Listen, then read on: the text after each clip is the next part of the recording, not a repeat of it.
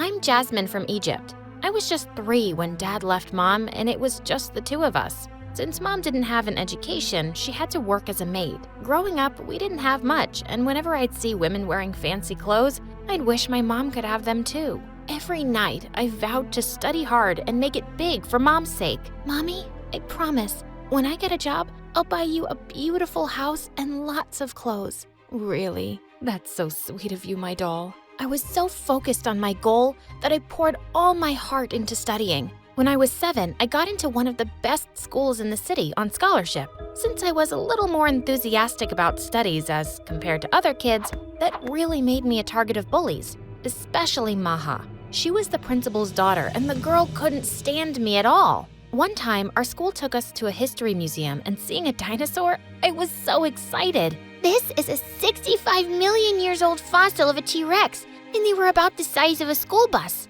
Isn't that cool? Fine, Miss Know-It-All. You don't need to brag about it.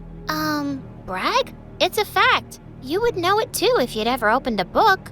Okay, this really got to Maha, and the witch all of a sudden pushed me, and I went crashing into the dinosaur skeleton. It was a mess. Maha accused me of crashing into the skeleton on purpose, and I kept telling the teacher that she was lying. In the end, Mom was called, and when asked to pay the damages, she went mad. Pay damages? For some bones? Who do you think I am? I am a maid. Where do you expect me to get all this money from? Hearing her, all of the kids started laughing, and I felt my ears burn. It wasn't like I was ashamed of what Mom did for a living, but I didn't exactly go around announcing it. Why did she have to say that? I just grabbed Mom's hand and dragged her out of there. After that day, Maha made it her life's mission to always remind me of what my mom did. Hey, Jasmine, you missed a spot here. Jasmine, pick up the trash. Oh, Jasmine, how about helping the janitor? The girl was constantly on my nerves, and though I really wanted to punch her in the jaw, I had to ignore her. I was on a scholarship, and I couldn't ruin my chances. So every day, just to avoid Maha, I would go out to the school's park and sit on a swing to have lunch. It sort of became a ritual, and I loved the alone time. One time, when I was in 8th grade, I went to the park and saw a girl my age on my favorite swing. It was Azra. She was a new student, and we were both in the same class. Everything was fine until she stood on the swing. You idiot! You stood on it with shoes. One shoe has like 421,000 units of bacteria. So many. Come on, Jasmine. I know you're making it up, aren't you? Making it up? I read it in a science magazine, duh. Oh, yeah, got it. So, about the swing, I don't see any germs. Well, come on, let's swing together. By the way, I came to ask you if we could study together. Why would I do that? As you said, I am already good at it, and you are not. Makes no sense to waste my time. Wow, you are mean, but you do have a point. It's good I don't give up easily. Saying that, Azra walked away, and I wondered what she meant. Well, I found out what she meant the next day. The girl was always around me. In the class, in the cafeteria, in the school's park, and even the bathroom. I was so annoyed at her that I just wanted to get away from her. But right at the exit, I bumped into someone. It was Maha. I am so... Look where you're going. Ew. I can't believe you touched me. Your uniform? It's so dirty. Your mom can clean others' clothes and not yours? How dare she? And then the words just blurted out of my mouth. Maha, if you're gonna act like a turd, go lay in the yard. What? What did you just say? Now even Maha's minion started laughing, and boy, she looked furious. Just then Azra spoke. Better get your ears checked, Maha. You're losing your touch.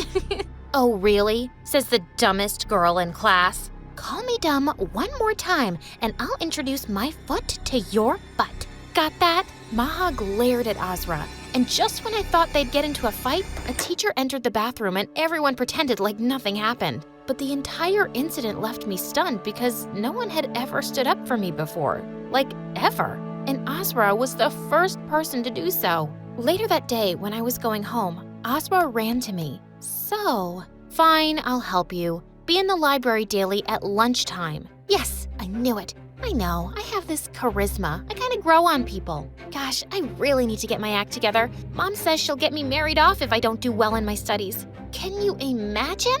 While Azra kept talking and talking, I walked away. As I started studying with Azra, I learned that she wasn't exactly the brightest crayon in the box. Like one time, we had to do a history presentation, and Azra told me to leave it to her. We ended up explaining about the Berlin Wall.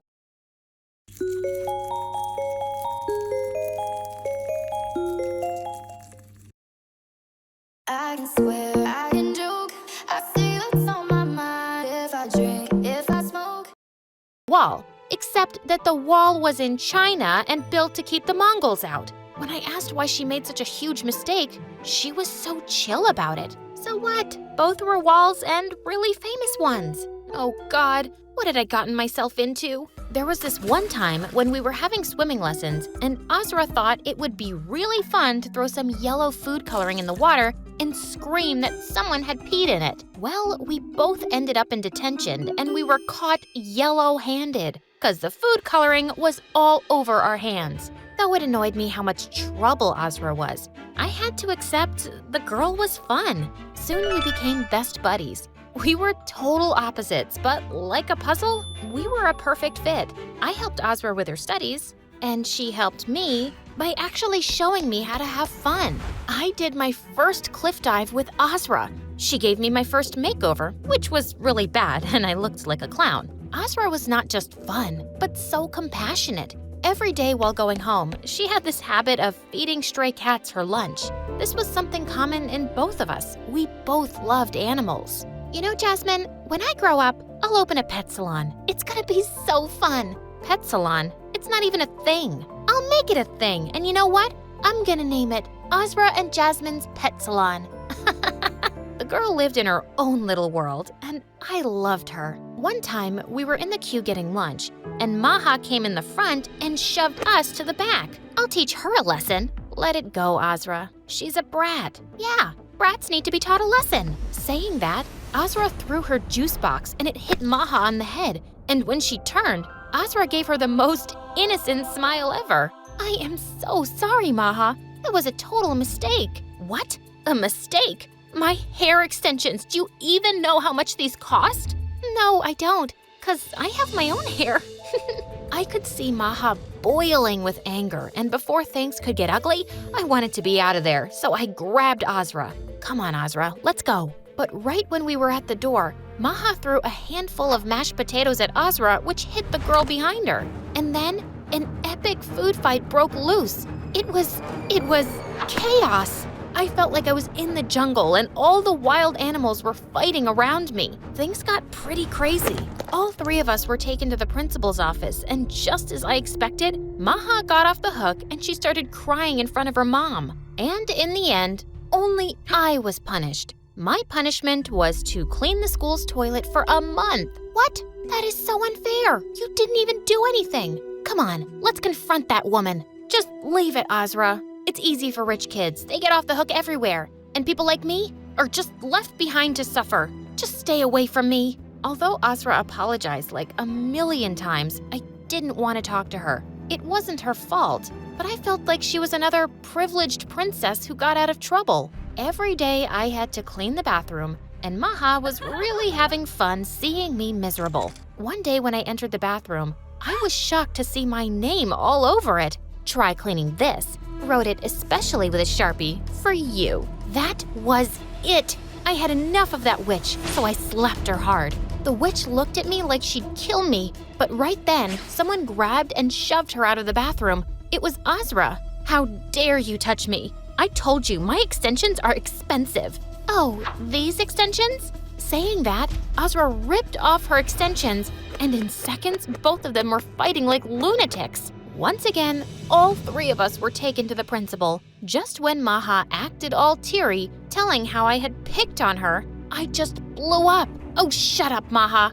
Everyone knows it was you who wrote with that Sharpie in the bathroom. You are a witch. You just get away with it because your mom is the principal. Both mom and daughter looked shocked seeing my outburst. The principal then went on to tell me how I'd pay for being a brat. But a few moments later, a man walked in, and Azra went running to the man. What happened next left me shocked. Turned out, Azra's dad was the school district superintendent. Azra had told him about the principal's impartial behavior towards me. Well, Maha was expelled, and her mom was reported to the school board and later terminated from the job. They both totally deserved it.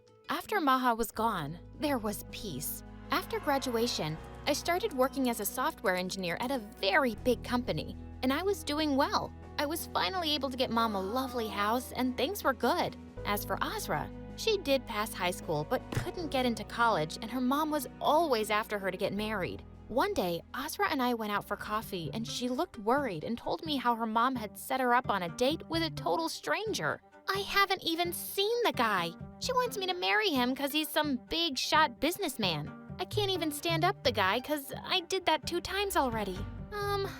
I was wondering, can you perhaps do me a teeny weeny little favor? No, I'm not marrying him for you. No, dummy. Just go on the date and act weird. Just blow him off. I would have done it myself, but I have a very important meeting tomorrow. I wanted to say no, but she looked at me with those puppy dog eyes. And how could I say no to that? So the next day, I was in a fancy restaurant waiting, and when the guy didn't show up, I was furious. I was about to leave, but I heard a deep voice. You must be Azra. I am really sorry for being late. The moment I saw him, my jaw fell because the guy happened to be none other than Zaid, the owner of the company I worked for. Phew, he didn't recognize me because he had thousands of employees. I gotta leave because I just remembered something. Azra, our moms will set up another date if we don't sit through this one.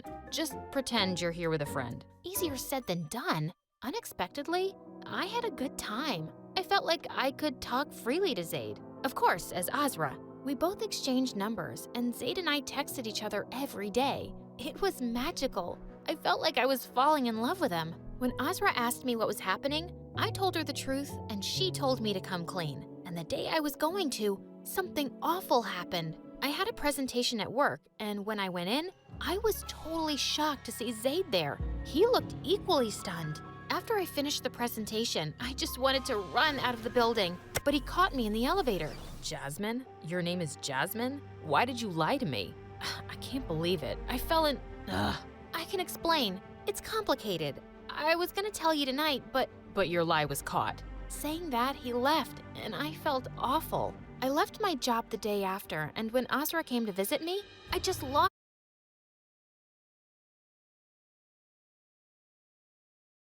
Wallet, investing, banking, all in one money app. Maya, it's everything, and a bank.